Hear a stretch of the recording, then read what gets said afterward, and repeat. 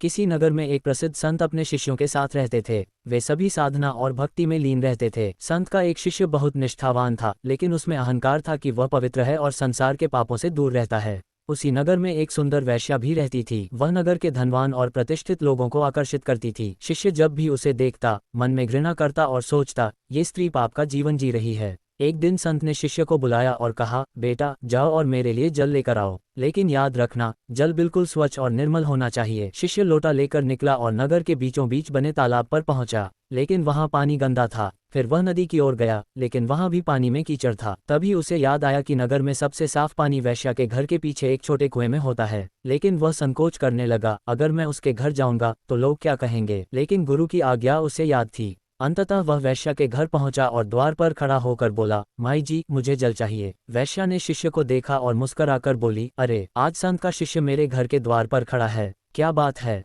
शिष्य बोला, मुझे निर्मल जल चाहिए। वेश्या ने जल निकाल कर दिया, लेकिन फिर व्यंग्य करते हुए बोली, बेटा तुम्हारे गुरु ने निर्मल जल मांगा था, लेकिन तुम उसे मुझ जैसी स्त्री के घर से लेकर जा रहे हो, क्या ये जल अब भी पवित्र रहेगा। शिष्य चौंक गया, उसने कोई उत्तर नहीं दिया और जल लेकर गुरु के पास पहुंचा। गुरु ने पूछा, बेटा जल ले आए। शिष्य बोला, हाँ गुरुदेव। संत ने मुस्कुराकर पूछा, कहाँ से लाए। शिष्य सिर झुकाकर बोला, गुरुदेव नगर के हर स्थान का जल गंदा था, इसलिए मैं मजबूर होकर वेश्या के घर के कुएं से जल लाया हूँ। गुरु बोले, तो क्या जल अपवित्र हो गया। शिष्य ने सिर हिलाते हुए कहा, नहीं गुरुदेव, जल तो निर्मल है, चाहे जहाँ से भी आए। गुरु मुस्कुराए और बोले, फिर तुम ये क्यों सोचते हो कि मनुष्य उसके बाहरी कर्मों से अपवित्र होता है। यदि एक कुएं का जल निर्मल रह सकता है, तो एक हृदय भी निर्मल हो सकता है, चाहे वह किसी भी परिस्थिति में क्यों न हो। ये बात धीरे धीरे वेश्या तक पहुंची। उसने सोचा, संत का शिष्य जो मुझसे घृणा करता था, अब समझ गया है कि पवित्रता बाहरी नहीं बल्कि भीतरी होती है। लेकिन क्या मैं सच में अंदर से पवित्र हूँ। उसके मन में आत्मचिंतन शुरू हुआ। कुछ दिनों बाद वह स्वयं संत के पास पहुंची और बोली, गुरुदेव क्या मैं भी अपनी आत्मा को पवित्र कर सकती हूँ। संत ने प्रेम पूर्वक कहा,